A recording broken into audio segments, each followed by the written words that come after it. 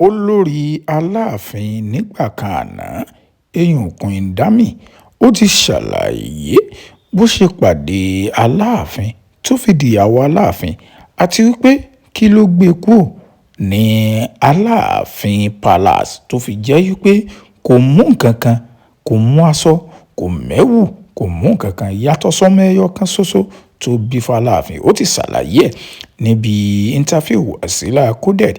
Gbogbo àlàyé ńlá ṣe lẹ́kùnrẹ́rẹ́ fún yín nínú fídíò. Tó bá jẹ́ ìgbà àkọ́kọ́ tẹ̀yin wò níjọ́ ẹ bá tẹ subscribe tí kú ayé ikú omi kankan bẹ́ẹ̀ ò ní wọlé tọ̀ wá, a ò ní ṣẹ̀ṣẹ̀ ayé.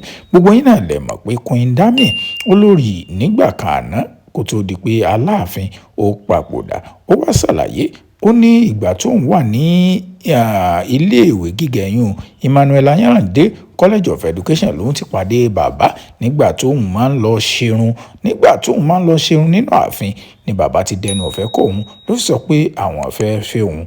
Ó ní báyìí ni àwọn bẹ̀rẹ̀ eré ìfẹ́ ó jẹ́ pé òun ti ń wọnú ààfin kó tó di pé Aláàfin gangan ó ní káwọn òbí òun wá tí wọ́n sì yọjú sáláàfin ló ń fìdí ìyàwó. Ó wá ní kí n tó gbóhùn kúrò láàfin gangan. Ó ní ààfin le lójú àwọn ìyá ńláńlá ìyá tẹ́ ń sọ tí mò ń sọ mo rò pé ó ti yé yín.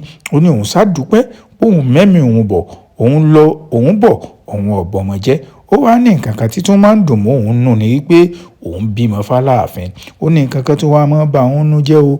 Ó ní látìgbà tóun ti kúrò láàfin gbogbo àwọn aráàfin àtàwọn ọmọ bàbá wọn ò béèrè òun bóun ṣe ń jẹ bóun ṣe ń mu bóun ṣe ń tọ́jú ọmọ tó sì jẹ́ pé àwọn ìyàwó yòókù nínú ààfin gbogbo wọn ni wọ́n ń yọ̀ ọ̀kẹ́ ni wọ́n ń jẹ mùkúndùn ṣùgbọ́n òun ni wọn ò béèrè àlàáfíà òun.